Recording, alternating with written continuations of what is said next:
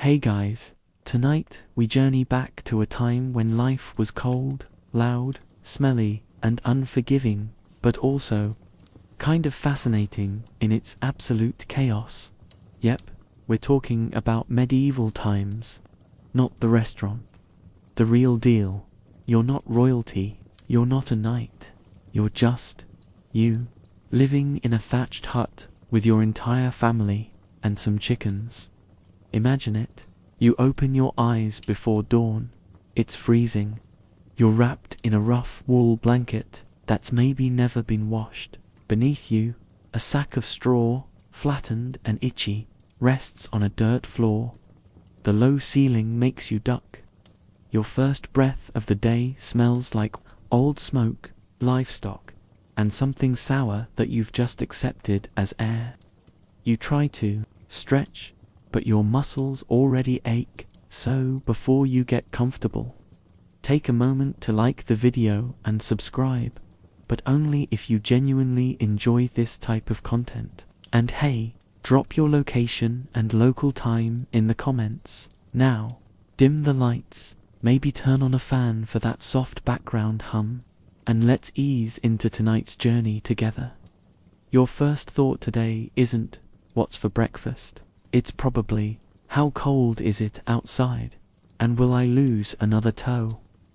Your second thought, please don't let the cow have kicked over the lantern again, because fires are constant threats in these tightly packed wooden thatch homes.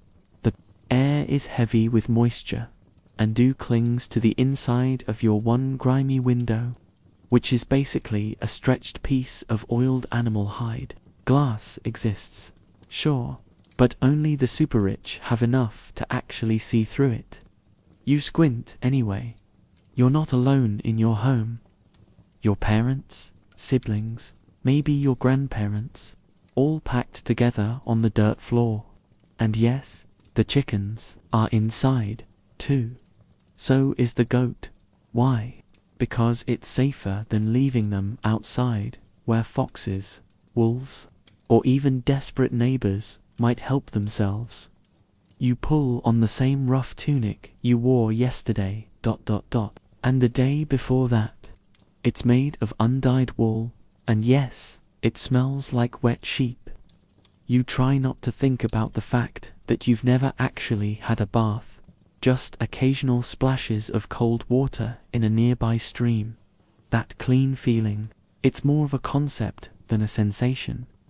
The fire has gone out overnight, and reigniting it takes effort. Flint, steel, dry, moss, if you're lucky. Otherwise, you might trudge to the neighbors and beg for a coal in a piece of bark or clay, praying the wind doesn't kill it on your way home. Once there's a flicker of warmth again, you breathe a little easier. Fires are everything. They give you heat, light, and a way to cook. They also smoke up the room and sting your eyes, because chimneys, yeah, those are for the rich. You've got a hole in the roof. Historians still argue whether every peasant home truly kept livestock indoors, or if that's a bit of exaggeration from disgusted travelers. But we know this. Animals were wealth, and people did whatever they could to protect them. Sharing space with a pig wasn't odd, it was just smart. As you go outside, your bare feet hit frozen mud, or worse, something squishy. Shoes are rare, and when you have them, they're made of thin leather that soaks through in minutes. Honestly, you're better off barefoot. The village is just waking up. You hear the creak of carts, the bleating of sheep, and someone already yelling at their ox. The smell, oh, it's potent. A mix of manure, sweat, and fish, gone slightly off. Your nose adjusts. Eventually, you pass by other homes like yours, some slightly better, most just as poor. The wealth gap is enormous. A few large stone houses belong to the Lord Stewards, or maybe the miller. Everyone else, packed like rats in mouldy straw homes. Mold, by the way, is just accepted. No one's calling the HOA. You spot the manor house in the distance. It's not a castle, but it has walls and a roof that doesn't leak, which basically makes it a palace. You've never been inside. One quirky fact: in some areas, villagers believed it was bad luck to build a perfectly square house. So many homes were oddly shaped, almost like squished gingerbread cottages, warped by time, weather, and superstition. And while you're outside, nature isn't your peaceful friend. You're constantly watching for wolves, which still roam parts of Europe during this era. And don't even get started on bears. Some regions, especially in the north, still have them wandering around like it's no big deal. You clutch your stick and pretend it'll help. Now, you've been awake for an hour. You're already exhausted. Your back hurts. Your nose won't stop running. You're itchy in places we can't mention. And the day hasn't even started. You wonder if you'll get lucky today. Maybe no one dies. That'd be a win, because disease is everywhere. You've seen people cough themselves to death in days. Sometimes entire families vanish in a week. You don't know why. You just know it happens. And yet, this is life. People sing, children play, and somehow you keep going. It's just the beginning of another cold, muddy, miserable medieval day. You shuffle over to the wooden table, which is more of a slab on legs, and eye your breakfast with the enthusiasm of a soggy sponge. It's a crust of dark rye bread, so hard it could be used as a weapon, and a tin cup of ale that's weaker than your will to keep chewing. There's no butter, no jam, and no coffee, because, sorry, that won't arrive in Europe for a few hundred more years. Hope you weren't counting on a latte. Breakfast is functional, not fun. You eat to survive, not to enjoy yourself. The bread tastes faintly of mildew, and that might not even be accidental. A lot of flour is cut with whatever's available, sometimes ground up beans, sometimes weeds. If there's meat, it's probably from the night before, and probably still has a feather or two attached. You chew anyway. Most villagers drink ale for breakfast. Yes, even the kids. Not because it's party time, but because the water isn't safe. Streams are often shared with animals, and wells aren't always clean. Boiling helps, but that takes fuel and time. So, you sip the light ale, which has just enough alcohol to kill some germs without knocking you out. Your stomach rumbles, not in hunger, but in protest. Welcome to the medieval gut. It's a battleground. Your diet is mostly bread, cabbage, peas, onions, and the occasional turnip. Meat is rare, unless you're part of a noble household, or something died mysteriously nearby and you decide to risk it. Historians still argue whether most peasants were truly malnourished or just chronically underfed. Some archaeological digs show surprisingly healthy bones. Others reveal stunted growth and anemia. It might have depended heavily on where and when you lived. You wipe your hands on your tunic, which only makes them dirtier. The fire crackles weakly behind you. It smells like wet moss and regret. One of your siblings starts coughing again. You all exchange a glance, but say nothing. Coughs are like background music in your life now. Now let's talk about kitchenware. You don't have ceramic dishes unless you're lucky or stealing. Most food is served in a shared wooden bowl or directly off the table. Spoons are common. Forks, not yet mainstream. They're seen as a bit pretentious and, frankly, devilish. Fingers do the trick. If your family is slightly better off, you might have a tiny block of salt. It's a status symbol. If not, well, flavor is optional. Spices, exotic, expensive, and stored under lock and key by the rich. You wouldn't even recognize cinnamon if it hit you in the nose. And let's be real, you probably have. This era doesn't exactly have sneeze guards. Oh, and milk. Don't expect it cold or fresh. If your cow or goat gave enough, great. But it sours quickly and turns into something between yogurt and questionable science experiment. Still, it's food, so you eat it, or drink it, or chew it. Depends on the day. You hear the church bell clang in the distance. It's not exactly a clock, but it's how you know what time it might be. Timekeeping isn't exact. You live by daylight and the ringing of bells. Noon is just when the sun is highest. Evening is when it's too dark to see. Quirky fact. Some households used something called a tide dial or a mass dial. Little carved stone circles on church walls to track times for prayers and mass. Basically, a sun-powered schedule, medieval style. You glance outside again. The sky is finally brightening, pale grey with a hint of maybe blue. The village is waking up. You hear someone yelling about a missing pig. Again, it's always the pig. It's time to leave the house. You sigh and grab your sack. Inside, a crudely made knife, maybe a wooden spoon, and a few withered vegetables you're hoping to trade or contribute to the communal pot later. Your feet still hurt from yesterday. Blisters are normal. So is the smell. There's no deodorant, and while herbs, like sage or lavender, are used for smelling nice, they're rare and not exactly spritzed liberally. You are the funk. The wind cuts through your tunic as you step outside.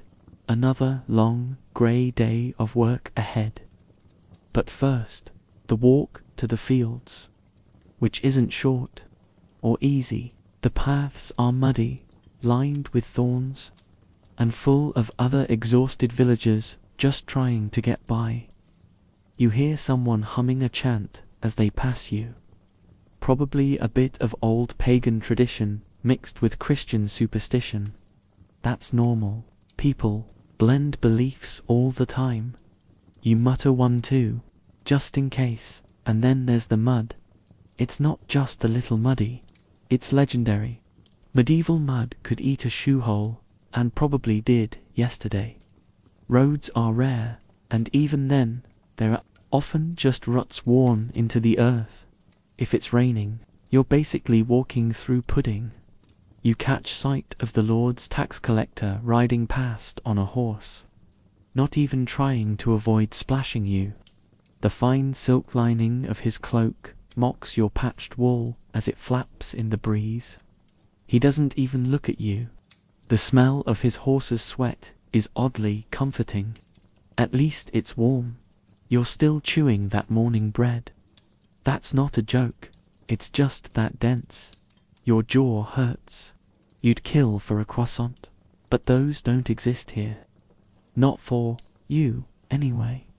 Before the day officially starts, you'll need to join your neighbors in a short communal prayer. You gather in the field's edge, heads bowed, asking for good weather, protection from illness, and that the new Lord Steward won't be as much of a jerk as the last one. Spoiler, he is. That's the first rays of sunlight cut through the trees. Your stomach grumbles again. You're not full. You're never really full. Just not dying of hunger yet. But that's the medieval way, and as you take your place in the labor line, shoulder to shoulder with others just like you, half asleep, half starving, fully annoyed, you realize the truth. This is normal. This is life. And the worst part, it's only breakfast. You trudge through the fields now, the mud sucking at your feet with every reluctant step. The wind hasn't let up, and there's no sun to warm your back. Just that damp, unshakable chill that feels like it's settled into your bones. Your fingers are stiff. Your breath is visible. And your first task of the day? Weeding, or maybe hauling, or mucking. Doesn't matter. It's all exhausting, and it's all required. You're not a farmer by choice. You're a serf. You don't own land. You are the land. You work a small plot that technically belongs to the local lord, and in return, you're allowed to live on it. Think of it as rent paid in sweat, not silver. This isn't a quick job. You'll be out here until sunset unless something breaks. Your tools, your back, or your spirit. Sometimes all three. The soil is heavy with clay, and you work it using a crude wooden plow that squeaks like it's begging to be put out of its misery. Oxen might help, if your village has any. If not, congratulations, you are the oxen. You hunch low, yanking stubborn weeds from the earth. Your hands are cracked and raw. Gloves, nope. You might wrap cloth around your fingers if you have scraps. Otherwise, you just ... deal. Dirt under the nails isn't a hygiene concern, it's a permanent feature. And while you're down there, tugging at roots and hoping the Lord doesn't raise taxes again, you notice your neighbor's field is looking ... suspiciously better, greener, fuller. There's no actual competition, but still, you feel the tension. Maybe they've got better compost. Maybe they've bribed someone. Maybe they made a deal with a local spirit. Historians still argue whether belief in field spirits and land fairies influenced farming practices or was just folksy decoration. Either way, you're half considering leaving a bit of bread out tonight, just in case. The Lord's Reeve, the medieval version of a middle manager, rides by on a scrawny horse. He's here to check that everyone's pulling their weight. He doesn't smile. He doesn't stop. He just stares. You keep your head down. One bad look and you could be accused of slacking, or worse, of plotting something. And if you think HR complaints exist here, well, the stocks are open all week. Lunch. It's not really a break. It's more like you squat in the field, open your cloth pouch, and gnaw at a cold onion and a hunk of yesterday's bread. Maybe, a piece of cheese if it hasn't gone moldy. It probably has. But you scrape off the green stuff and pretend it's seasoning. You wash it down with more ale or water so cloudy it looks like it's already been chewed. As you chew, slowly, methodically, you look around. Everyone else is doing the same. Men, women, teenagers, the elderly, even kids, from about the age of 5, are helping out. Childhood isn't a protected time, it's a training phase for more work. There's a distant clang of metal, someone's blacksmithing. You can smell the faint trace of smoke and hot iron. You envy that fire, even if the job's brutal. At least the forge is warm. You wonder if you could apprentice. But those spots are rare, often passed down in families. Most people never leave the fields. One quirky tidbit.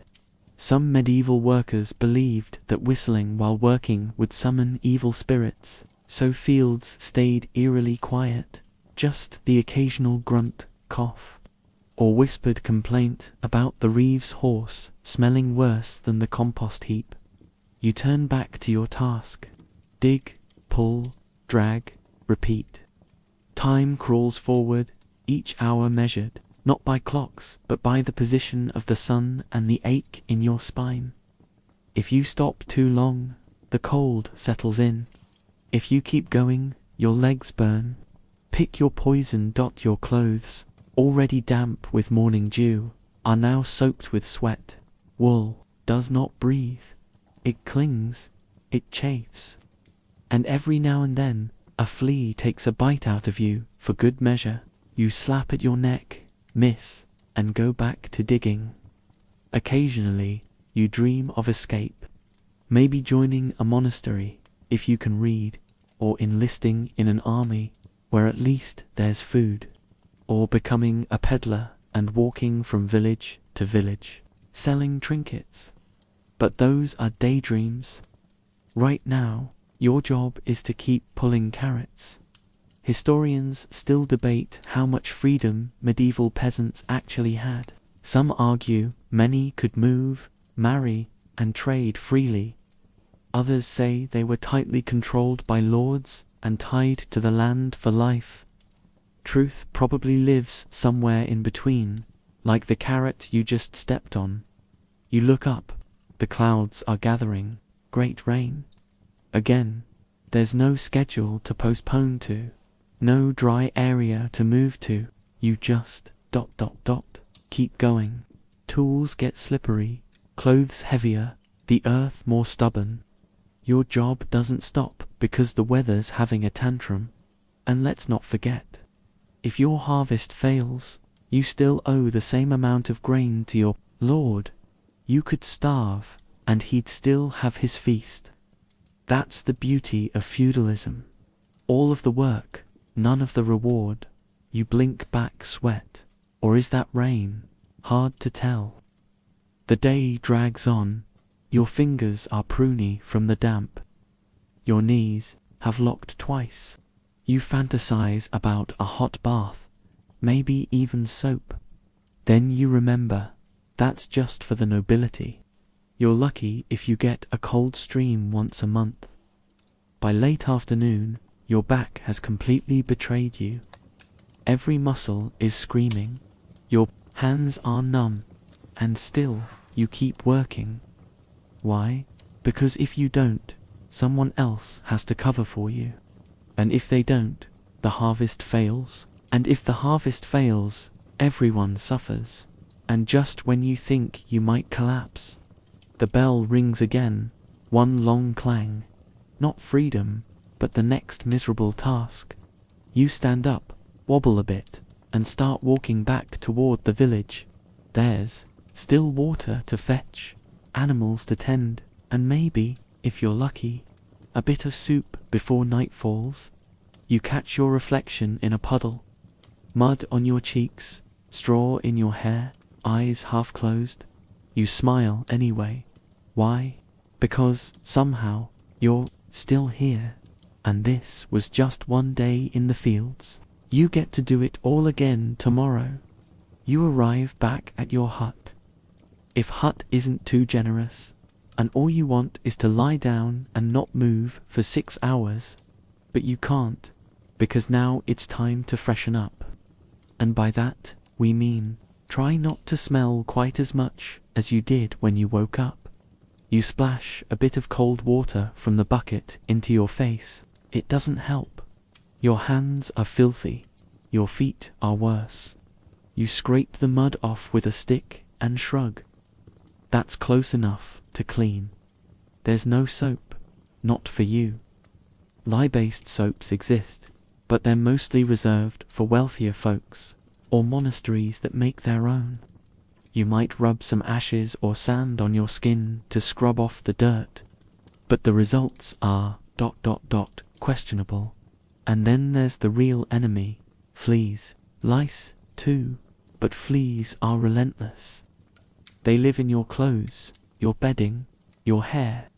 You scratch behind your ear and flick away a tiny black dot. Again, let's talk about hygiene, or the absence of it.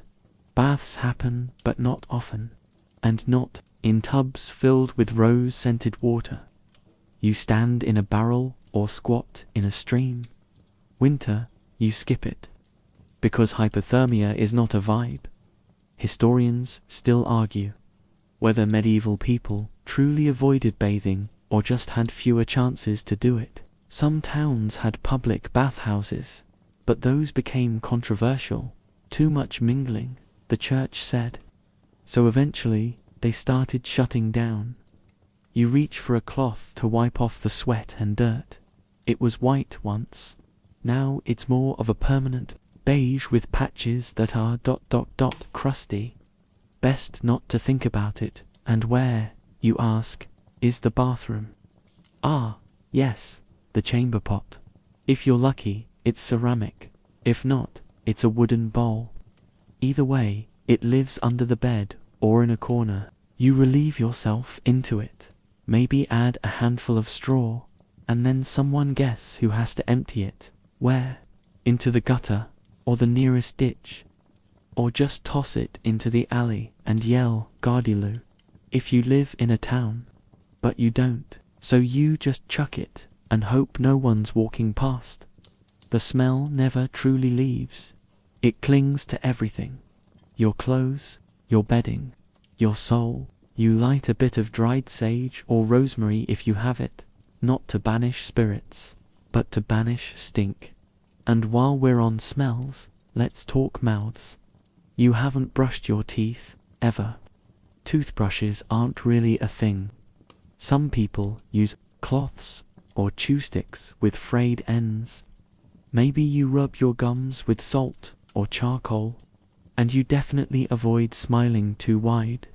Because, honestly, your teeth are more grey than white, and maybe a few shorts. You run your tongue along your molars and wince. One's loose, another throbs great. Another medieval day, another pre-dentistry nightmare. Still, you've got work to do. You pick up the rushlight, a twisted rope dipped in animal fat, and light. It gives off more smoke than glow, but it's something. Candles, costly, reserved for the church, the nobility, or extremely smug merchants. Your home has no chimney, so the smoke from your cooking fire mixes with the rushlight fumes and clings to the ceiling, turning it black. You cough. Everyone coughs. The baby wheezes. And the priest says it's probably a punishment for someone's sins. You suspect it's more about poor ventilation. In the corner, a pile of clothes sits waiting. You grab a tunic to shake out the lice and notice it has a new hole. Of course, mice, maybe.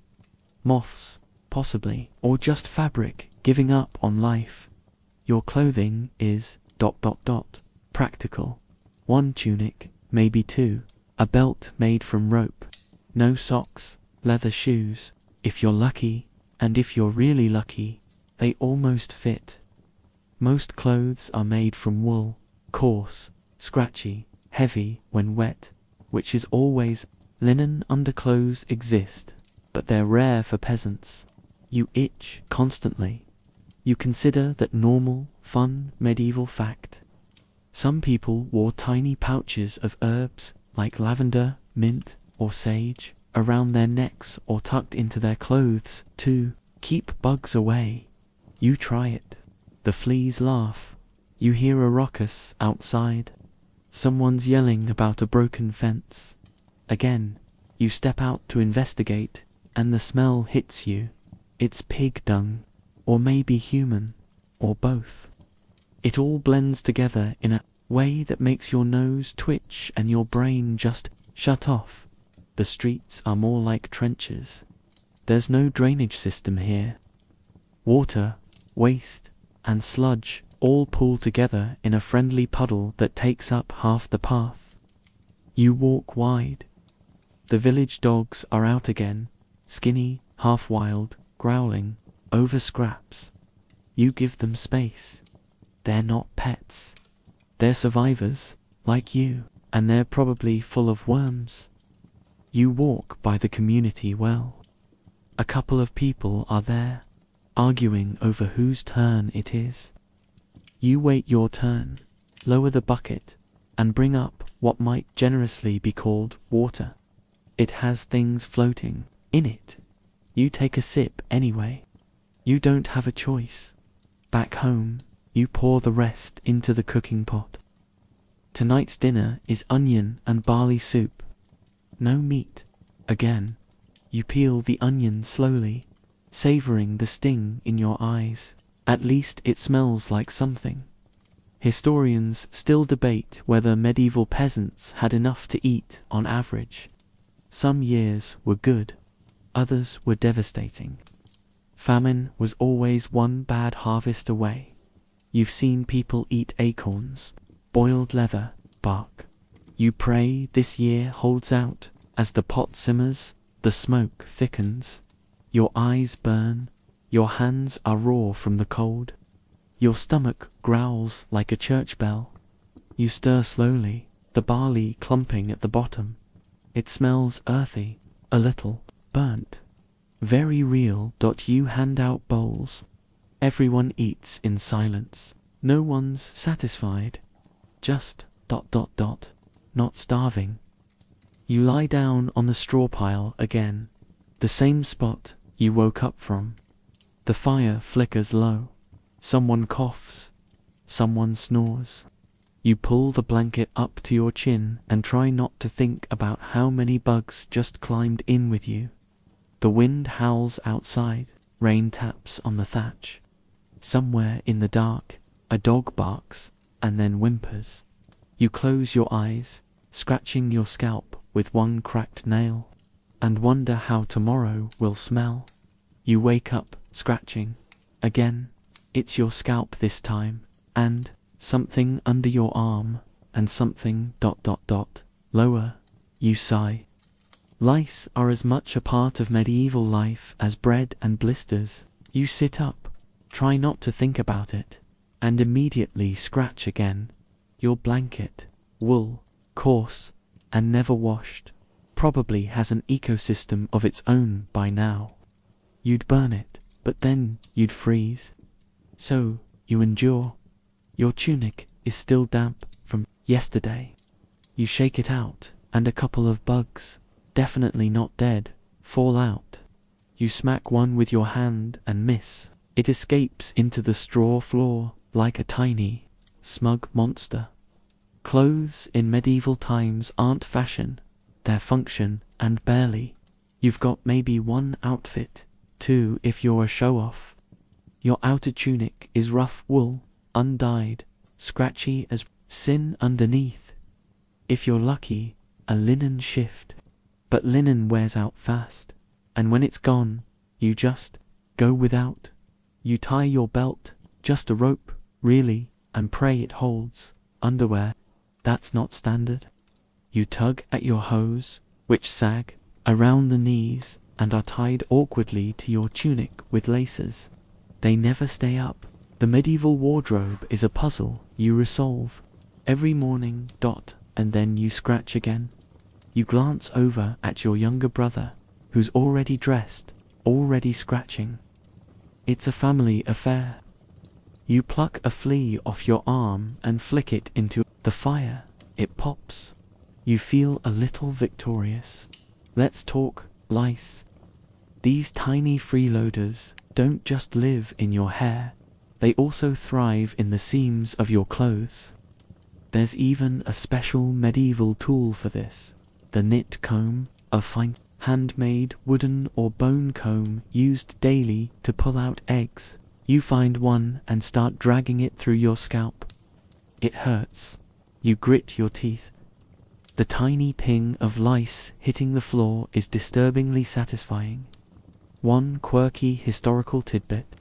Some medieval people believed lice were God's punishment for vanity, and thus a sign of humility. Others thought they were heat-loving beasts that only afflicted the living. So hey, if you have lice, at least you're alive. But here's the real kicker. If you've got no lice, people might think you're sick, because when you're near death, the bugs leave. So in a grim twist, itching means you're doing okay. Medieval optimism at its finest. Once you've combed and scratched and sighed your way through getting dressed, it's time to go outside. The morning fog is thick again, heavy with the smell of manure and damp wood. You step into your cracked leather shoes and feel the familiar squish of yesterday's puddle. Lovely ... outside. Villagers are already going about their chores. You pass one of the older women pulling her chemise away from her armpits and swatting at fleas. She waves, casually flicking a louse off her shoulder, mid-greeting, totally normal. You do the same. You spot the town pig again. Not a pig, the pig He belongs to nobody and everybody. He wanders freely, occasionally chased by children, sometimes sleeping in the churchyard. He's covered in muck and mystery. Someone once tried to bathe him, he bit them. The day's task involves hauling firewood, which means walking out to the edge of the nearby forest and dragging back bundles of wet sticks. You try to ignore the itch crawling along your waistband as you walk. There's no point in pretending you're clean. As you move through the trees, you swat at mosquitoes, step in mud up to your ankle, and consider shaving your head. Monks do it. Maybe they're onto something. But then again, monks also voluntarily don't talk and spend half the day kneeling on cold stone, so maybe not. Historians still argue whether head shaving was common among non-clergy or just something done out of desperation. Either way, the image of a lice-free scalp haunts you like a dream. You find enough branches to load onto your back, bind them with twine, and start the slow trudge home. Your shoulders ache, your socks, if you have any, are soaked, and your right shoe is trying to escape. You pass the village pond, where someone is washing clothes. Washing is generous. They're slapping garments on a flat stone and dunking them in murky water. There's no soap, just elbow grease and prayers. The water smells faintly of fish and feet. You make a mental note not to drink from it. Again, your own clothes haven't been washed in weeks. Maybe longer. The general rule. If it doesn't stand up on its own, it's still wearable. You brush at a mysterious stain and hope it's just old turnip. Back in your hut. The fire has gone out. Again, you set down the wood, wipe your brow, and reach for the flint. It takes 10 tries, a burned thumb, and a few muttered curses. But, finally, the flame catches. You warm your hands and feel a bit of comfort, until you spot a rat in the corner. It scurries off, trailing something that looks like a stolen bit of cheesecloth. You sigh. At least it's not the weasel again. Oh yes, fun fact. Medieval homes were full of wildlife. Rats, mice, fleas, lice, spiders, flies, the occasional bird, if the roof thatch is loose, and, yes, sometimes snakes. You're not alone, ever. You scratch again. It's almost soothing now, a lullaby of discomfort. A neighbor drops by with a look that says, I'm here to talk, but also snoop. She sits, smooths her apron, also stained, and pulls out her own knit comb. You do the same. This is bonding, medieval style. She tells you that one of the miller's sons has a rash and might be cursed. You both nod solemnly and continue combing your heads like you're grooming baboons. Social life is surprisingly lively, if itchy. As the day wears on, your skin begins to feel raw. Not from disease, but from friction, will rubbing against unwashed flesh, damp underlayers sticking to your legs, belts digging into your waist, and the lice never stop. Even at night, you hear them in your dreams, little imaginary voices whispering, scratch me, you're not going to bathe today, or tomorrow, or this week, maybe next festival day, maybe not. That you lie down again as the sky turns from grey to black. You scratch your scalp one last time, feel something move, and pretend it didn't. Single quotes to. You close your eyes and wonder, just briefly, what it must be like to feel truly clean. You wake to bells ringing in the distance, echoing through the misty morning like the universe itself, saying, time to suffer again. You groan softly, stretch your aching limbs, and immediately bump into your sibling, who's doing the same. Space is not a medieval luxury. Before your feet hit the floor, your mind is already preparing for something you can't escape. Church. Or, more accurately, the church. Capital C, always watching, always preaching, always very interested in what you're doing and why you're doing it wrong. The village priest walks by your hut at least twice a day. He doesn't smile. No one ever sees him eat. He smells faintly of incense and judgment. You're not sure if he sleeps. Probably not. He's too busy reminding everyone that hell is very real, very hot, and very ready for you. You pull on your least filthy tunic. It still smells like stew and sheep, and shuffle off toward the church with your neighbors. Attendance isn't optional. You need your soul saved, and you also need the priest not to accuse your family of heresy. Again, the church itself is the only stone building in town. Cold, damp, and echoey. It smells like mold and beeswax. Candles flicker near the altar. You take a seat on the hard bench and try to keep your eyes open as the priest drones in Latin, none of which you understand. No one does. That's the point. Latin is holy. Your confusion, also holy. You glance up at the stained glass window, if your church even has one, and think about how pretty it is. Then you remember that someone probably paid for it by donating their entire life savings in hopes of getting Aunt Mildred out of purgatory. Historians still argue whether the medieval populace truly believed every word the church said, or if they followed it more out of survival than faith. In truth, it was probably both.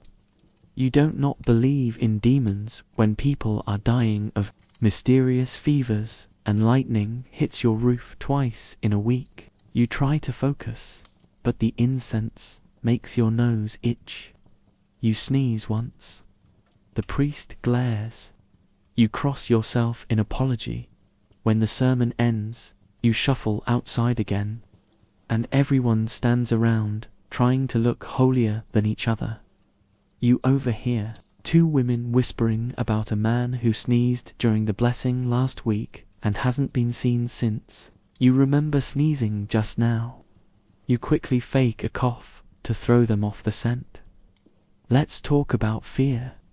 Not just fear of disease or wolves or starvation, but the spiritual fear that threads through every medieval day like a tightrope.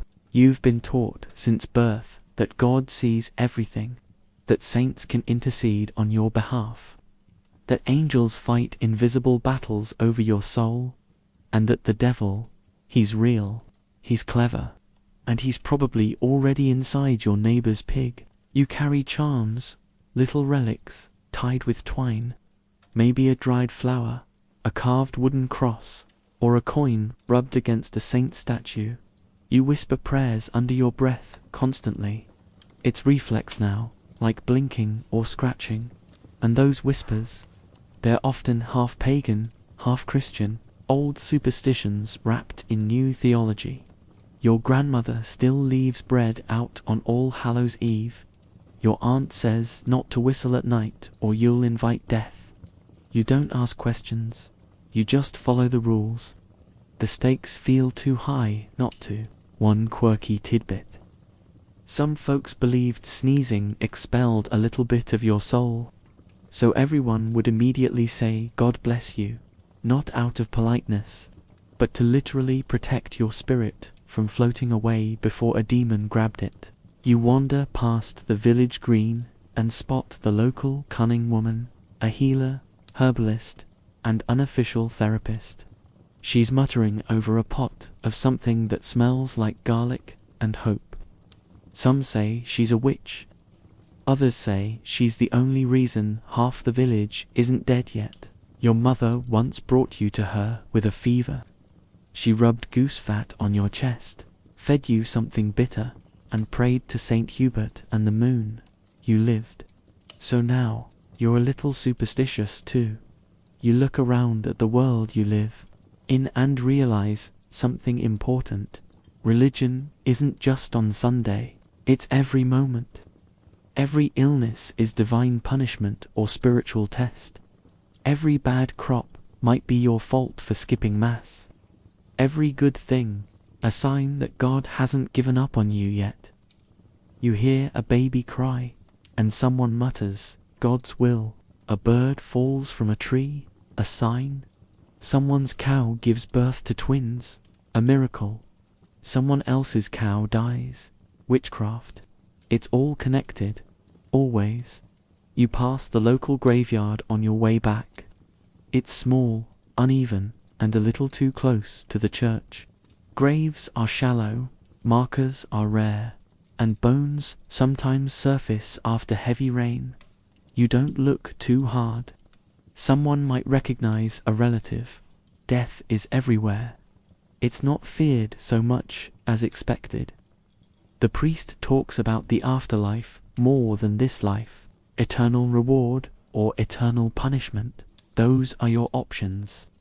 You try not to dwell on it, but when every other person is sick or limping, it's hard to ignore. Back at your hut, you reach for the small wooden cross carved by your uncle. You touch it before every meal. You touch it when the wind howls. You touched it during that one lightning storm when the pig caught fire. That was a day. You start prepping dinner. More barley, more onion, maybe a bit of dried fish, if you're lucky. You hum a hymn as you stir, not because you're joyful, necessarily, but because it's habit. Something steady, something known. Outside, a group of boys plays at being knights, waving sticks and shouting oaths to imaginary saints. One falls, the others cry out, he's possessed, and pretend to exorcise him. You shake your head, kids, but secretly, you touch your charm again. Just in case, the cough starts again just after sundown. You hoped it was just hay in the throat, maybe a draft from the cracked window hide. But no, it's deeper now, rattling, wet. You sit up from your straw mattress and wince as your back pops. Your youngest sibling is curled next to you, hacking into the blankets, face slick with sweat. Illness in medieval times isn't a surprise. It's more like the weather, unavoidable, inconvenient, and occasionally catastrophic. You shuffle toward the corner where your family keeps its healing supplies, which is generous language for a basket of dried herbs, a dull knife, and some waxy cloth. You pick through it, trying to remember what's supposed to help. Willow bark? Maybe. Mint? Probably not. You grab a handful anyway. There's no real medicine here. Not unless you're in a major city with a university-trained physician, and even then, questionable. Most people rely on local herbalists, wise women, or trial and error. A lot of error. You chew a bit of the bark yourself. It tastes like sadness and dirt. The village healer arrives after a bit, called over by your aunt. She's in her 40s, which makes her an elder by local standards. She carries a cloth bag filled with roots and small glass jars that look suspiciously reused. She waves smoke over your sibling's head and mutters something that sounds half prayer, half scolding.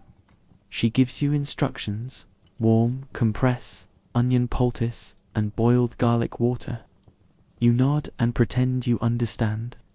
As she leaves, she squeezes your hand and says, "Sometimes it's just in God's hands now." Not comforting. You set water to boil and watch the flames flicker. They cast strange shadows on the wall, long, thin, twitching. You feel cold despite the heat. The sickness has entered the room like a second presence. You pretend you don't notice. Historians still argue whether medieval healing practices were effective folk science or dangerous superstition. The truth is, some remedies, like honey or willow bark, a natural source of salicin, did have medicinal value. Others, like bleeding, leeches, or powdered toad, were less helpful. You hear a loud sneeze from next door, and then another. Someone's lighting bundles of dried herbs to cleanse the air. It doesn't help, but it does make the entire village smell like bad tea. Quirky fact: people believed in the miasma theory, the idea that disease spread through bad air, hence the obsession with perfumes, incense, and hanging sweet-smelling herbs from doorways. If it smells foul, it's probably lethal. That's the logic. You finish the garlic water and make your sibling drink it. They gag. You wince. You both pretend it helped. The priest comes by the next day. He doesn't bring medicine. He brings last rites, just in case. You kneel, head down, listening as he anoints the sick child with oil and whispers blessings. He leaves just as quietly as he came. The fear settles in your chest now. It tightens, because you know how quickly things can turn. One day a cough, the next a shroud. You still go out to the fields. You still have to work. Illness doesn't excuse you from your duties. Your family needs food, and the Lord still expects his due. You carry the cough with you in your ears, like a background noise you can't shake. At midday, your neighbor collapses. He's sweating, eyes glassy. You help carry him back to his home, careful not to touch his face. Everyone avoids him now. Even his dog keeps its distance. That night, someone pounds on your door. Another villager has taken ill, fever, vomiting. The signs are the same. You don't say it out loud, but everyone's thinking it. Something is spreading. There's no concept of germs, no understanding of viruses or bacteria. The best explanation you've got is punishment from God, or from that one time you skipped mass and stole a turnip. You light extra candles and sleep sitting up. You wrap yourself in blankets and whisper prayers. You leave a crust of bread on the windowsill as an offering. For who doesn't matter. Someone, anyone. The days blur. Your sibling is no worse, but not better. They talk in their sleep, nonsense and whimpers. You don't know if that's a good sign. You remember your grandfather's words, when the coughing turns quiet. Start digging. You hate that you remember it. You try remedies, warm soup, clean rags, constant fire. You smear onion under their arms. You crush mint into a paste and apply it to their feet. You don't know why. You just heard someone say it worked. And here's the thing, sometimes it does. People recover, even when no one expects them to. And sometimes they don't. You don't know why one person lives and another doesn't. No one does. That's what makes it terrifying. One village over, someone swears it's the devil. Another blames a traveling merchant. Another says it's witches. Accusations begin to spread faster than the illness. You see one woman get dragged into the square and shouted at for hexing the livestock. You say nothing. You bring a bucket of clean water back to your sibling and find them sitting up. Barely, but they're upright. They blink at you. You feel a rush of something rare, hope. You sit beside them and offer soup. They sip. It stays down. You smile and tuck the blanket tighter around their shoulders. The fire crackles softly behind you. For the first time in days, the room feels less like a tomb. Still, you're cautious. Illness is a thief. It leaves, then returns with a vengeance. As you lie down that night, body sore from worry and work, you think of how fragile life is here. There are no guarantees, no medicines, no insurance, no certainty. Just instinct, tradition, and prayers, whispered to stars. But for now, the coughing has stopped, and that's enough. The morning comes with a strange silence. No rooster crows, no dogs bark. Even the wind seems hesitant. You wake slowly, eyes gritty, heart already halfway to panic. But your sibling sleeps quietly beside you, color back in their cheeks, breaths deep and steady. You exhale. Finally, outside, the village stirs, not bustling, exactly, just shifting from sleep to survival. You hear footsteps crunching in the frost-dusted grass and doors creaking open with the groans of wood far past its prime. Someone coughs, but only once. You count that as progress. Today, you're heading to the market. Well, market is a generous term. It's more like a clearing near the church, where people spread their goods on worn blankets or the backs of carts. Still, it's a lifeline, not just for goods, but for gossip, alliances, and the occasional miracle cure sold by someone wearing too many rings. You grab your bag, stitched from scraps and mended so many times it's practically more thread than fabric, and set out. The dirt path to the market is muddy from last night's rain, and you nearly lose a shoe more than once. Someone else does lose a shoe. They mutter something unholy and hop the rest of the way. Arriving at the market is like stepping into organized chaos. There are hens squawking in baskets, barrels of questionable ale, herbs strung up like garlands, and goats eyeing you with suspicion. You squeeze through the crowd, dodging elbows, hooves, and one child selling frogs for luck. You spot your friend Tom. He's waving from behind a table covered in cabbages, none of which look healthy. 3 for a penny, he calls out, then lowers his voice and says, or 1 for free if you take the ugly one. You grin and shake your head. Your task today is to trade some wool, a bit of smoked fish, and a cracked wooden spoon you're pretending is antique. You need salt, onions, and maybe a scrap of beeswax if you're feeling optimistic. The barter system is tricky. It's less about value and more about perceived value. Salt is practically currency. So is honey, and oddly, feathers, especially clean ones. Coins exist, sure, but most villagers see actual money about as often as they see the moon in daylight. Technically, you're supposed to use the local lord's coinage. Practically, you'll trade a pair of eggs for a knife and call it even. Quirky historical tidbit. In some medieval markets, there were officials known as altesters, or bread weighers, whose job was to make sure vendors didn't cheat. Imagine that your entire job is to taste test beer and sniff out stale loaves. Not glamorous, but probably one of the less awful gigs. You haggle with an old woman over a jar of salt. She insists your wool is too coarse.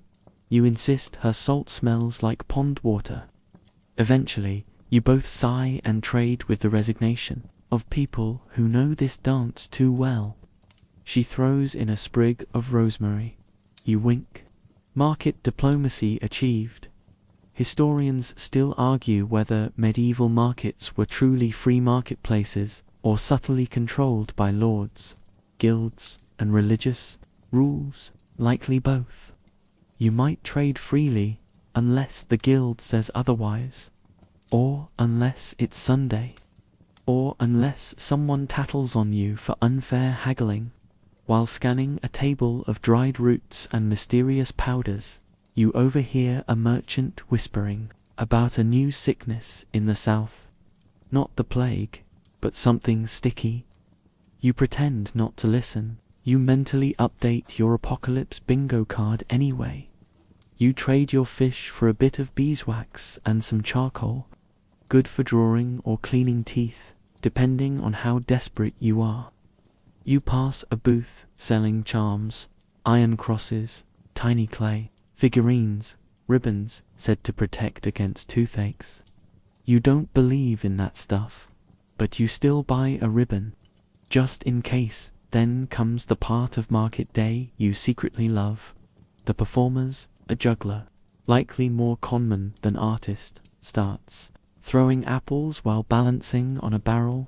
Nearby, a puppet show kicks off with a loud slapstick thwack as one puppet bashes another for stealing bread. The kids laugh until they fall over. Adults pretend not to laugh to dot someone with a half-tuned lute starts singing a tale of a knight who fell in love with a fairy, lost his horse, and had to marry a goose. It doesn't rhyme. No one cares.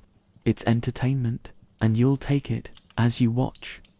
You chew on a piece of dried apple bought from a cart run by a man missing most of his teeth. It's tough, sour, and suspiciously chewy. You keep chewing. Nutrition is secondary to novelty. You pass the time talking with neighbors. A woman complains about rats. A man insists his chickens are haunted. Another person claims they saw a monk levitate during prayer. You nod. Could be true. Stranger things have happened. Like that time it rained frogs. That did happen once. Or maybe it was toads. Historians debate. By late afternoon, the sun is low and the stalls begin to close. You pack your trades into your bag, which now smells like 5 different herbs and one very confused fish. As you leave, you spot someone selling miracle stones that glow faintly in the dark. You're tempted, but you remember your sibling and save the coin. You head home, bag over your shoulder, stomach growling. As you pass the fields, you see workers still bending low, hands in the dirt. One of them waves. You wave back. Your village may be small, your life may be hard, but there's a rhythm to it.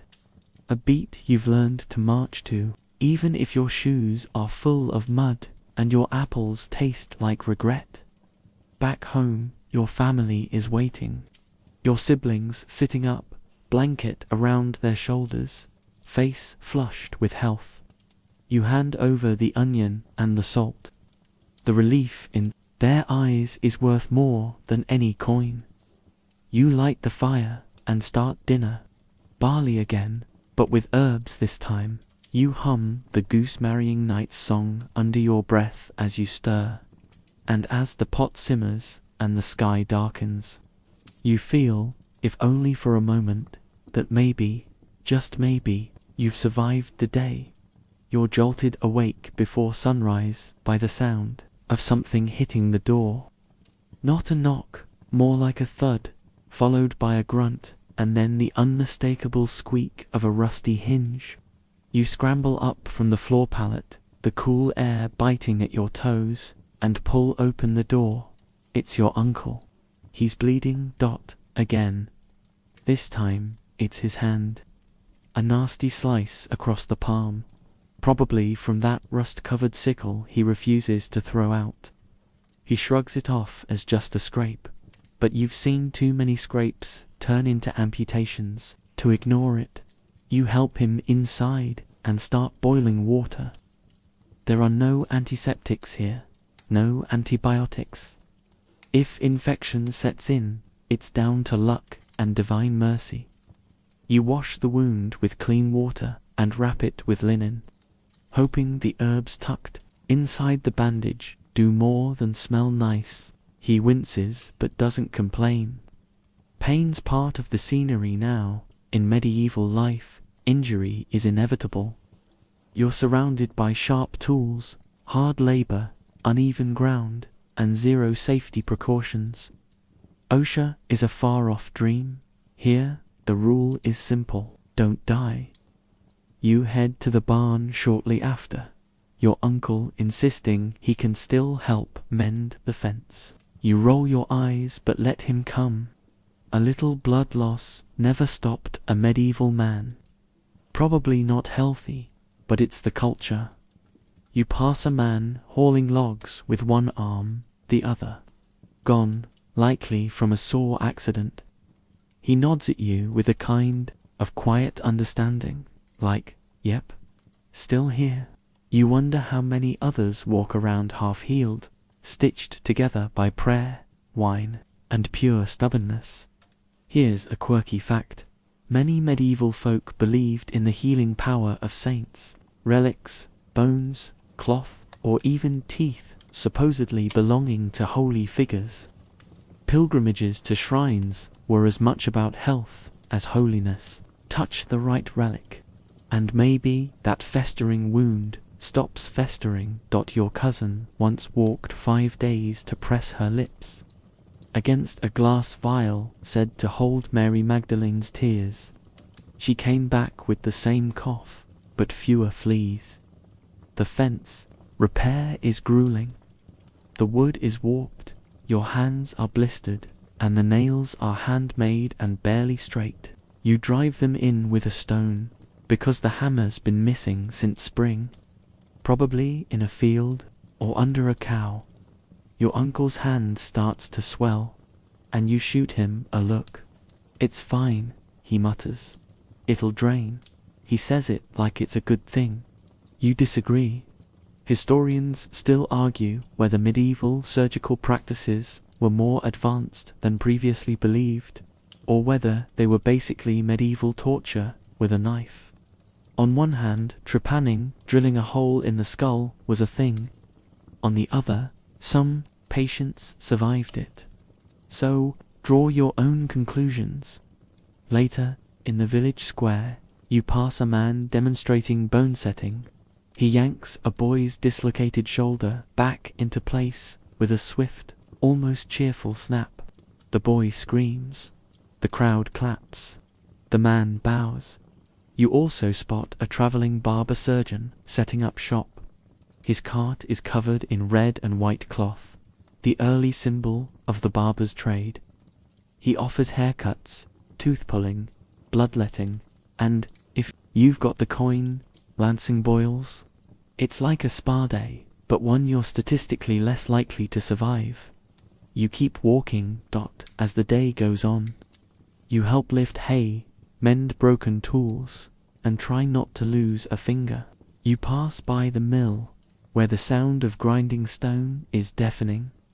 A miller nods at you, covered in flour and stress.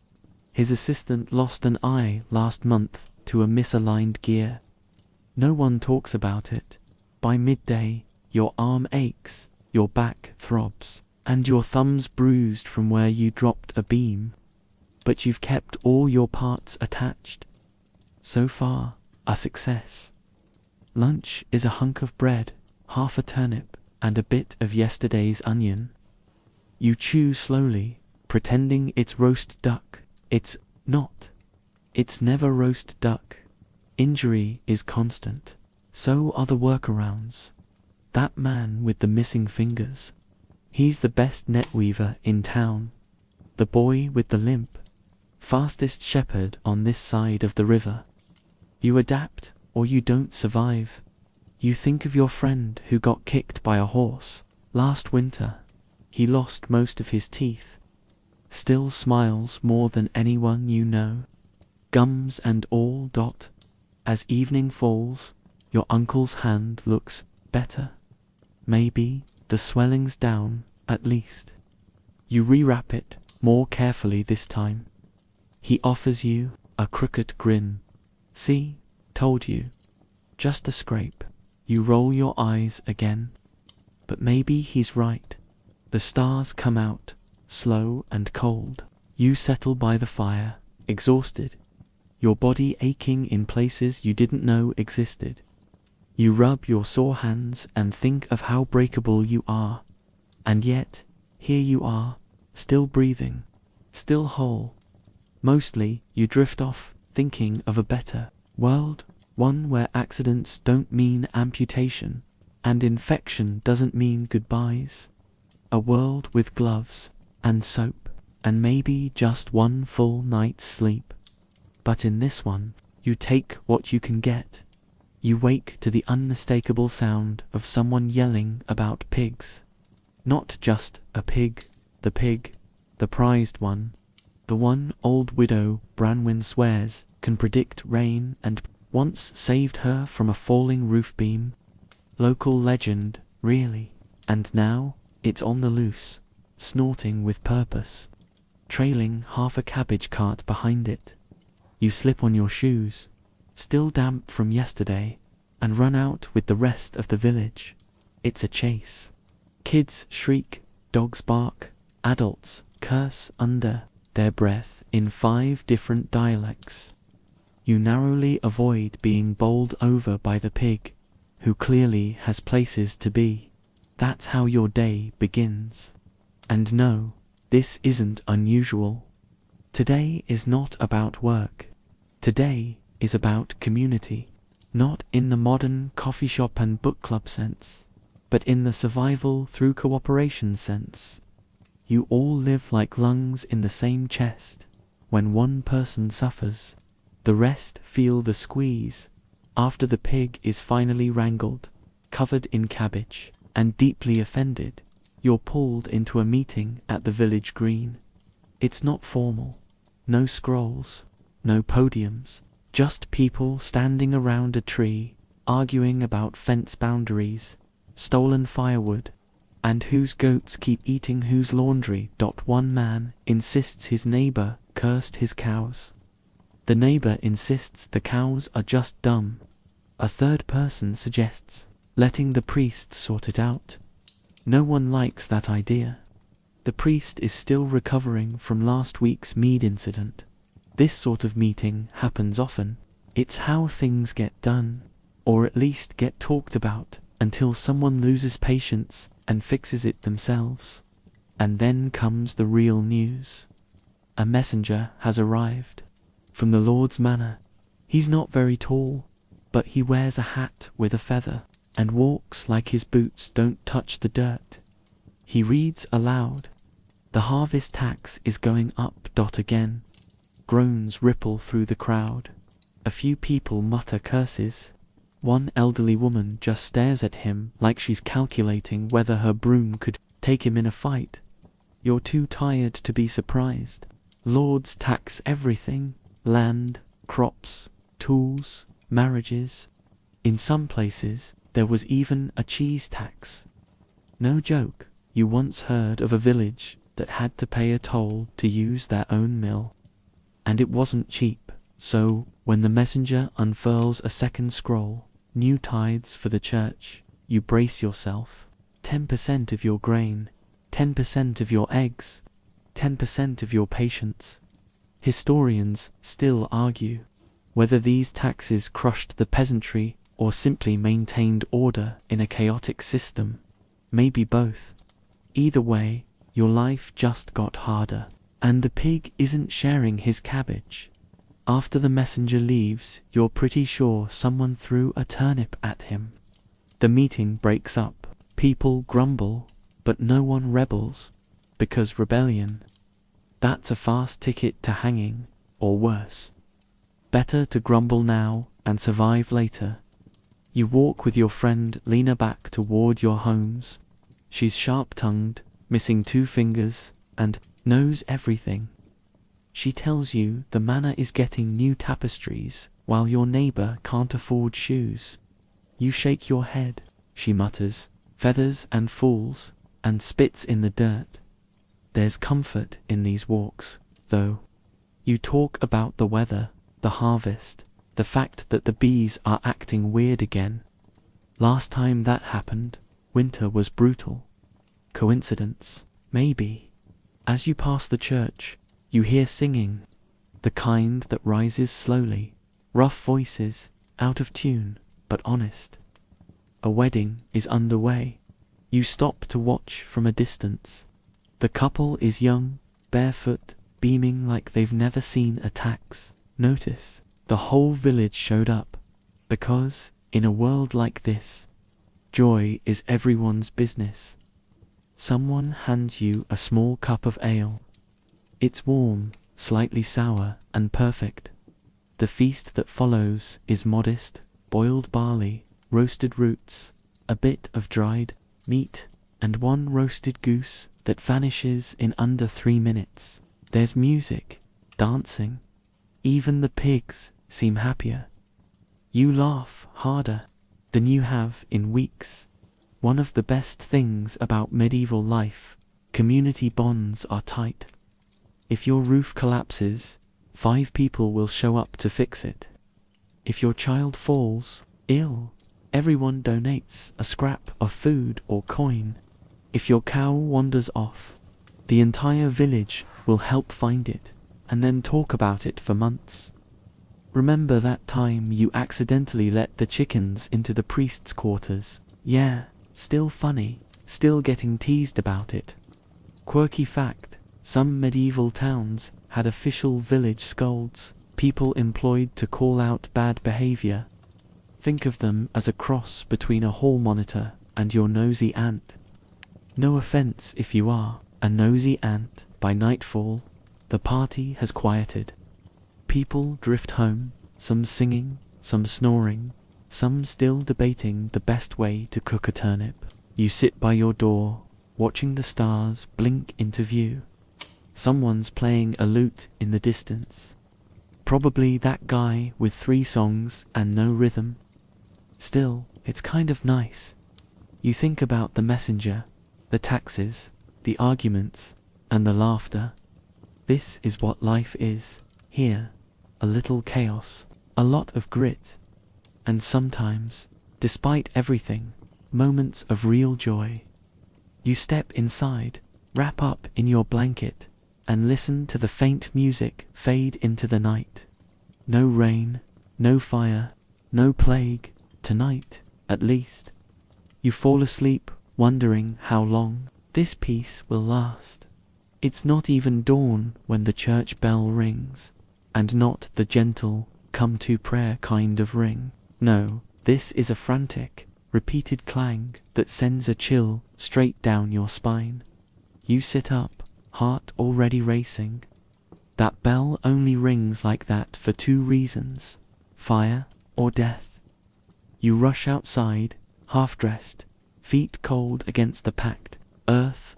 Others are already gathering, lanterns flickering, eyes wide and tired. The air is still, too still. And then someone says it. Marjorie's boy. The cough took him. The air shifts. Grief and fear settle into the crowd like mist. You bite your lip, trying to swallow the lump in your throat. You'd hoped the cough was just a cold. Single quotes illness in the Middle Ages isn't a surprise, it's an expectation. You live side by side with it, sleep in the same room as it, drink from the same bucket. Sometimes you beat it, but often it beats you. You walk quietly with the others to Marjorie's home. A candle burns in the window, a sign of mourning. Her face is drawn, but dry. She's cried all she can. She nods at you and murmurs thanks as someone hands her a loaf of bread. It's what you do when words fail. Offer food, company, presents. No one talks much. No one needs to. The burial will be later today. The ground's soft enough now, and waiting won't make it easier. You offer to dig. So does half the village. She nods again. That's all. Later, as the sun rises, you find yourself with a shovel in hand, moving earth with heavy, steady strokes. The priest arrives, robes muddied at the hem, and mumbles prayers no one really listens to. It's not disrespect, it's just background noise to grief. One mainstream fact that always stuns people. Infant mortality rates in medieval Europe could reach 30 to 50%, depending on region and time period. Surviving childhood was like winning the lottery, and having multiple children was less a family plan than an insurance policy against tragedy. Marjorie's boy had made it to 6. Long enough to know his favorite songs, long enough to miss. You sit with others after the burial, drinking thin soup from a shared pot. The topic shifts, slowly, as it always does. From the boy, to the crops, to that stray goat again. Life doesn't stop, it just stumbles forward. Someone mentions a new healer passing through a nearby town, claims she uses foxglove and dried frog skins. You raise an eyebrow. Another quips, "At least frogs are easier to catch than saints." And speaking of saints, here's your quirky tidbit. One medieval cure for epilepsy involved placing a piece of a martyr's shroud under your tongue. If that didn't work, well, at least your mouth smelled holy. As the day wears on, you visit Lena again. She's been coughing too. Not the same cough, she swears. But you know that look in her eyes, the fear she won't admit. You bring her warm broth and sit with her until she nods off, breathing softly. You glance around her home. Herbs hang from the ceiling, sage, thyme, lavender, some for flavor, most for health. The room smells sharp, almost medicinal. You hope it's enough. Historians still argue whether medieval folk had a solid understanding of contagion. There was no germ theory yet, of course, but they did isolate the sick, fumigate homes with aromatic smoke, and sometimes even quarantine entire towns. So maybe they weren't as clueless as we like to think. Still, there were also bloodlettings, leeches, and the dreaded poultice of pigeon droppings. Yes, really, applied warm. Best not to ask how. You return home late, carrying a bundle of firewood someone left on your doorstep. A quiet kindness. You leave half with Lena before going in. As you settle in, you think about what it means to live with constant risk, to wake up every day not knowing who will still be here tomorrow. It's exhausting, but strangely, it also makes every sunrise feel earned. You remember Marjorie once said that grief here comes in layers, like the onions you dig up from hard soil. At first, it stings. Then it feeds you. That night, you dream of warm rooms and safe beds, of places where children grow old, not just taller. You dream of a world where a cough doesn't take you from your mother's arms, where a fever doesn't steal your best friend. But when you wake, you do what you always do: stretch, breathe, stand up, and keep going. Because here, life doesn't pause for pain, it just continues. You wake up to the smell of something awful. Not just, oh, someone left out the fish awful. This is what died, fermented, and then held a family reunion. Awful. You sit up, nose already wrinkling, and realize, it's market day. Every few weeks, merchants and farmers gather in the village center to sell their goods, which sounds lovely in theory. In reality, it's a sensory onslaught of the highest order. Imagine hot sun baking raw meat, pigs squealing in mud, fish laid out on old wood, and people who haven't bathed in a while. You step outside and are instantly greeted by the full perfume of medieval commerce. Someone nearby is frying onions. Great. Someone else is haggling over a sheep. Fine. But mostly, it's dung. Everywhere. See, the village doesn't have paved roads. There are no drains, no street cleaners, and certainly no zoning laws. Pigs roam freely, chickens dart under carts, and people just toss things into the road. Bones, wastewater, bits of spoiled food. At one point, someone even tried tossing their chamber pot out a second-story window. It didn't end well. The victim survived, but the memory lingers, especially if the wind's just right. You weave through the crowd, careful to avoid puddles that definitely aren't just water. A child runs by you barefoot. You can only respect the bravery. Today, you're helping Lena sell her herbs. She's still coughing a bit, but better, and insists on being out with everyone else. You both set up a small table, thyme, rosemary, mint, and something labeled thistle for tooth pain in shaky chalk letters. Her stand is right next to a man selling blessed eels. Yes, eels. He claims they were caught near a shrine and now cure headaches, warts, and spiritual fatigue. He has a very loud bell. He rings every 2 minutes. You're rethinking everything. People buy everything from salted fish to wool yarn to beeswax candles. There's even a traveling tinker mending pots and a woman selling ribbons that somehow smell like goats. Still, everyone seems content. Quirky tidbit time. Did you know some medieval towns paid people called rakers to collect manure from the streets? It wasn't just for cleanliness. It was valuable fertilizer. Problem was, rakers often disappeared when the smell got too strong. Can't imagine why. You watch as 2 women argue over a chicken. One claims it's hers because it knows her. The chicken seems uninterested in either woman's authority and walks away entirely. Later, you trade a bundle of herbs for a lump of cheese. It's slightly moldy, but that's basically flavor, right? You eat around the green bits and call it gourmet.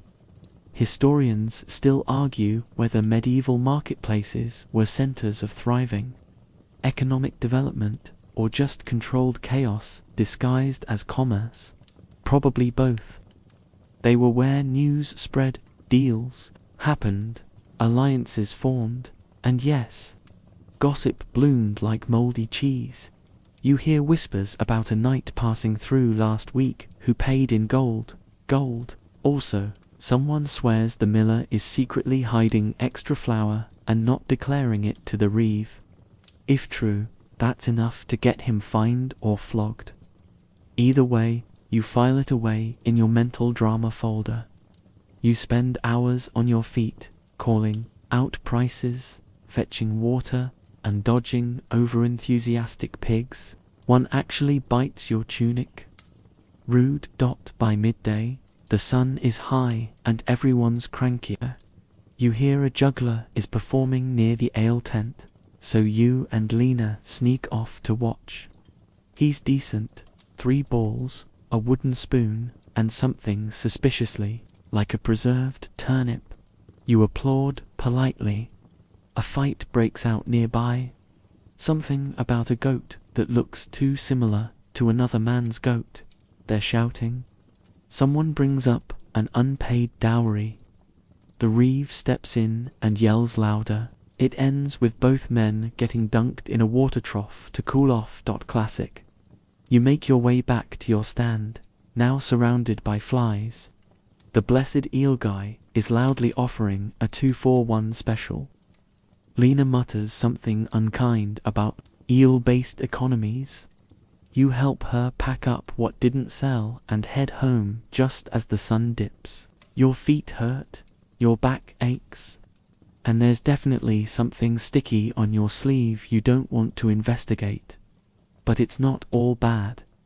You pass by the ale tent again and hear singing, old songs, clumsy harmonies, and drunken giggles. You see the blacksmith dancing with someone who may or may not be his cousin. A child chases a dog who's carrying a stolen sausage in triumph. You remember this mess, this stink, this clamor. This is community. It's loud, unruly, occasionally eel-based, but it's also yours. Back at home, you scrape the muck off your shoes and settle in by the fire. You split the cheese with Lena, both of you too tired to talk much. The quiet is nice. Outside, the streets are mostly empty now, except for a very determined chicken still walking in circles. You leave it be. You crawl into bed, blanket rough, but warm, belly full. You fall asleep to the distant sound of someone trying to sing Greensleeves and failing spectacularly. Your last thought before sleep. Tomorrow, you're skipping market day. The morning sun filters in through the wooden shutters, and for once, you're not rushing to the fields or scrubbing something caked in mud. No, today is different.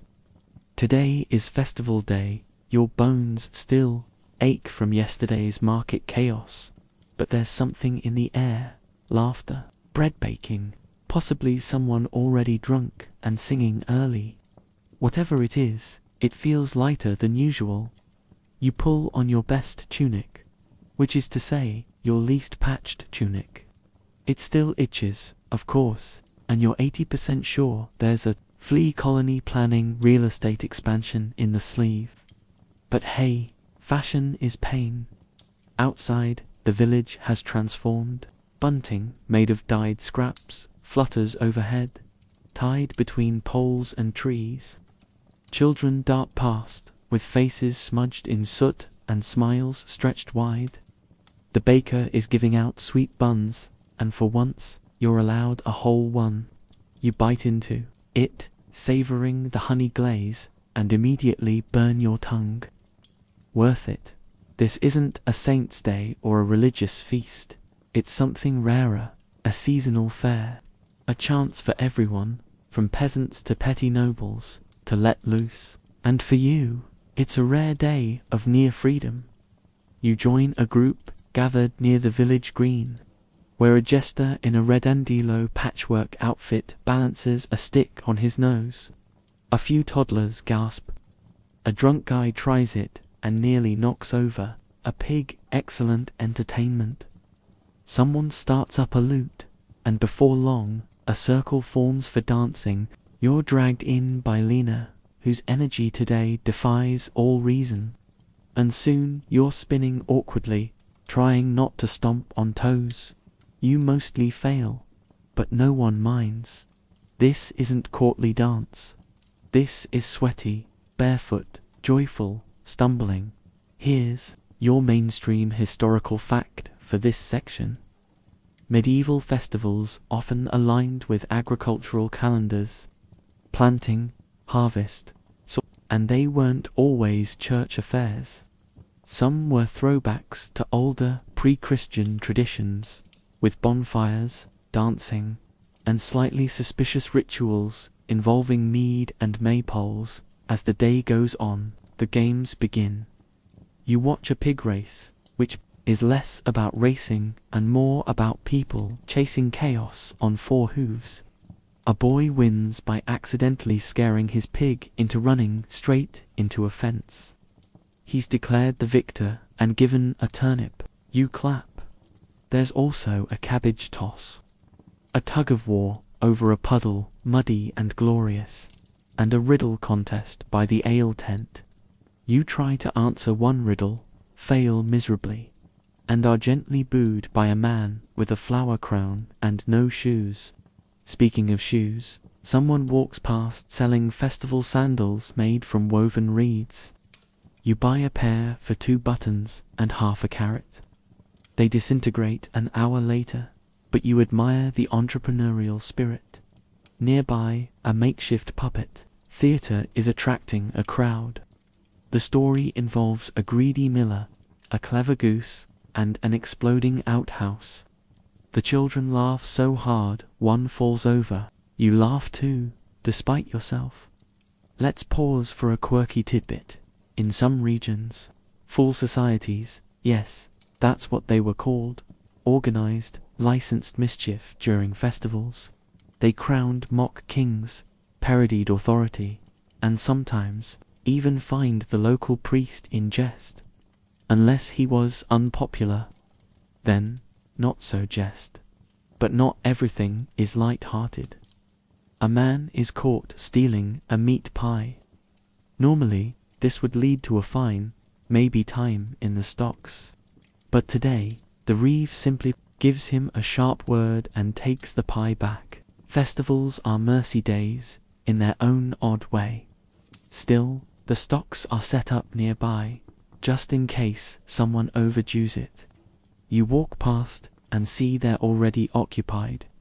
A red-faced man snores loudly, head lolling.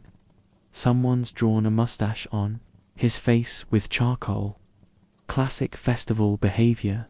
By late afternoon, a traveling minstrel troupe arrives. Big news. They sing bawdy songs, one of which is quickly hushed when the priest walks by. He coughs disapprovingly, but doesn't stop them. Even he knows better than to ruin a good chorus. You buy a meat skewer from a woman with 7 teeth and the best sauce you've ever tasted. You ask for the recipe. She just winks and mutters, love, lard, and secrets. Fair historians still argue whether these festivals acted as pressure valves or genuine community celebrations. Did they let the peasants blow off steam to avoid rebellion? Or were they deeply ingrained cultural events that reminded everyone they were more than just workers? Maybe both, maybe neither. But today, it feels like celebration. The sun starts to set, painting everything golden orange. A bonfire is lit, and you're handed a cup of cider, warm, spiced, slightly fermented. You sip it, letting the heat spread through your limbs. Lena is dancing again, arms raised, hair wild. You join her, and for a moment, you forget the fleas, the fields, the back-breaking work. You forget about the cough that still rattles in her lungs. When she's tired, you're just here, alive, laughing. A woman begins telling stories by the fire. Tales of knights who turned into birds, of clever maidens outwitting trolls, of old magic that still lingers in the woods. You lean in, listening. The younger kids are wide-eyed, clutching scraps of sweet bun and each other's hands. By nightfall, people start drifting home, slower now, the air thick with smoke and sweat and memories. You help Lena carry her empty basket back. She hums, a tune you don't recognize. Probably made it up just now.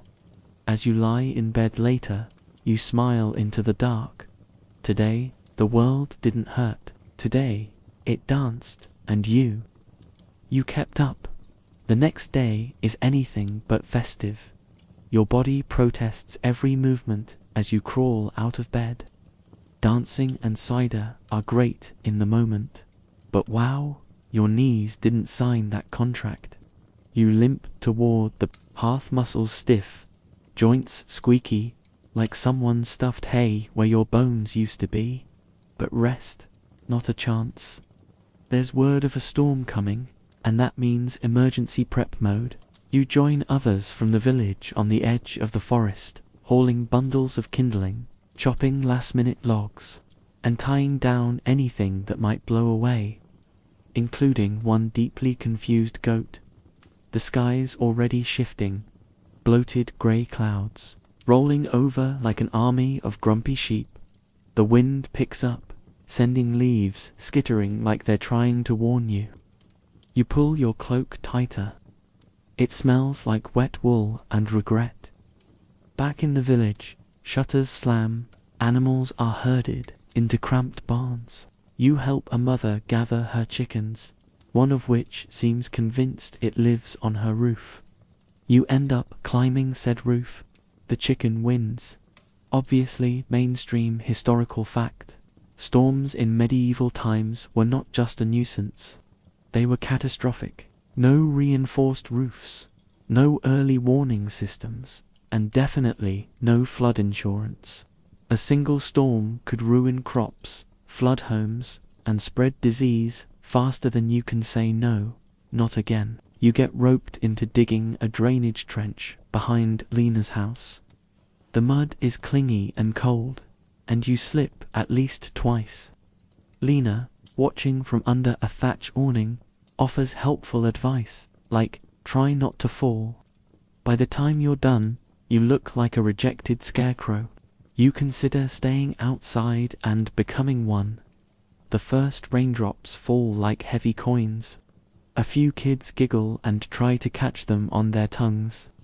Then thunder rumbles, and everyone scatters like mice. You hunker inside with Lena, doors bolted, fire stoked. Every pot you own moved strategically to catch drips from the ceiling. Because yes, it leaks. Everything leaks. The wind howls like a banshee auditioning for a haunted house. Roofs groan. You hear a crash from a neighbor's place, and pray it wasn't their chimney again. Spoiler, it was. Let's pause for a quirky tidbit. Some people believed storms were caused by angry saints, or worse, witches. In one village, it was common to ring church bells during storms to scare away the thunder. Problem was, standing next to a metal bell tower in a lightning storm ... wasn't the safest life choice. Historians still argue whether these rituals were acts of faith or just desperate attempts to control a terrifying, unknowable sky. You sit by the fire, watching. Shadows dance across the walls. Outside, the wind screams and the rain pelts like it's trying to dig through stone. But inside, there's warmth. You and Lena pass the time shelling peas, sharing stories, and avoiding eye contact with a very determined spider in the ceiling corner. At one point, Lena tells you about a storm from when she was a child, how the river overflowed, the grain stores flooded, and her family had to sleep in the church for a week. You ask what they ate. She shrugs and says, mostly hope. The storm rages through the night. Sleep is not happening. Every creak sounds like doom. Every gust feels like it's trying to peel the roof off and whisk you away like some medieval Dorothy. But somehow, the house holds. Morning comes, grey and dripping, but intact.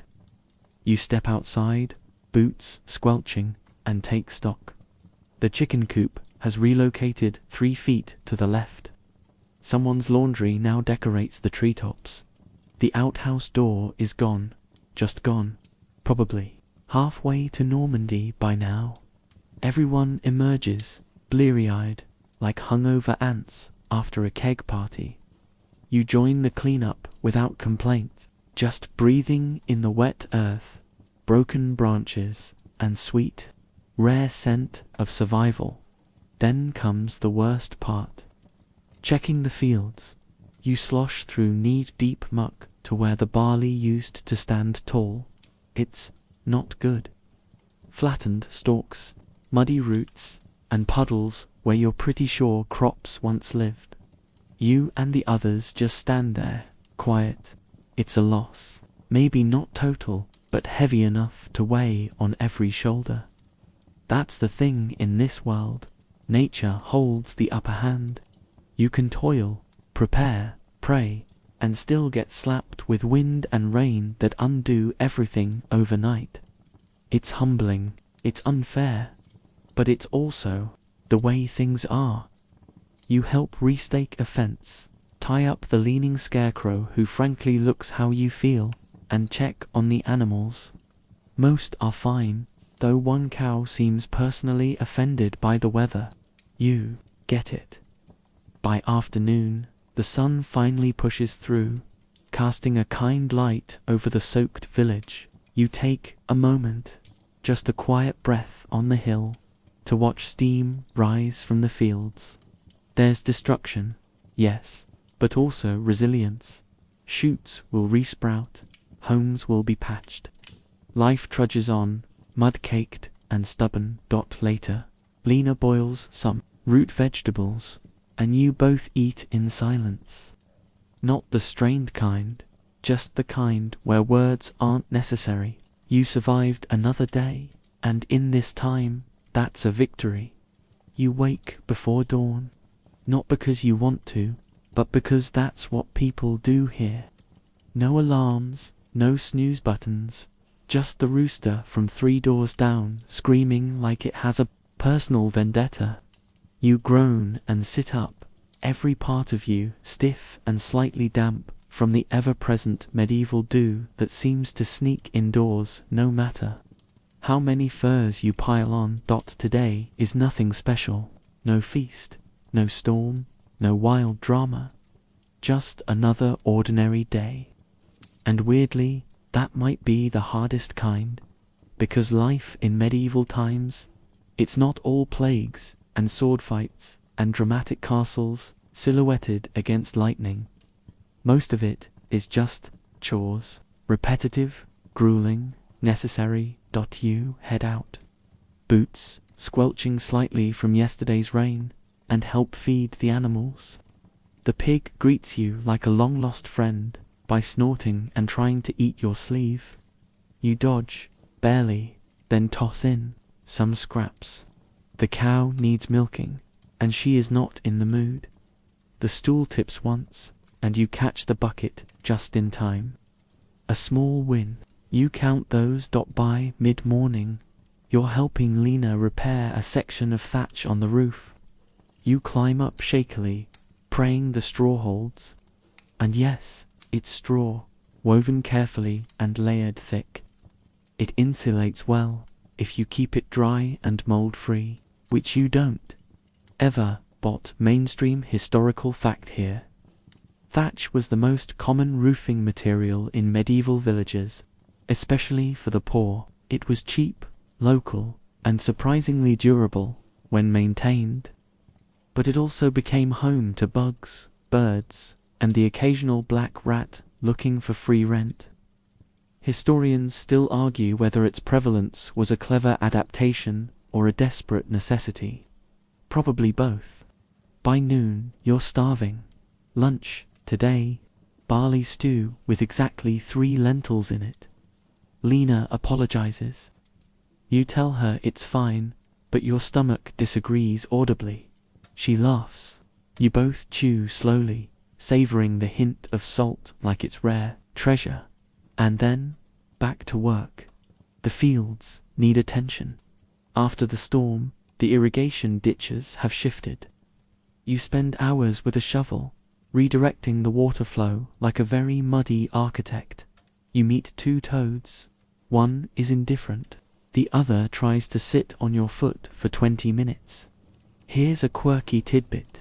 In parts of medieval Europe, it was believed that frogs and toads could predict the weather or even control it. Some farmers placed them in jars during storms to trap the rain. No one really agreed if it worked, but it gave people something to blame besides the sky. The day drags on, your hands blister, your shoulders burn. You wonder how anyone ever got old in this world, and then you see old Thomas hobbling with his stick, still feeding chickens at age 70. 70, in a time when the average life expectancy hovered around 35 if you were lucky. Okay, technically that stat includes infant mortality, which was sky high. If you made it to adulthood, you had a better shot. But still, every grey hair you see is a badge of stubborn survival. The sun begins to dip, casting long shadows over the rows of struggling crops. You pause, leaning on your shovel, and listen. Nothing but wind and distant laughter, and maybe your stomach again. Back home, you wipe mud off your boots, a futile gesture, and Lena hands you a small piece of cheese. Actual cheese. You look at her like she's presented a diamond.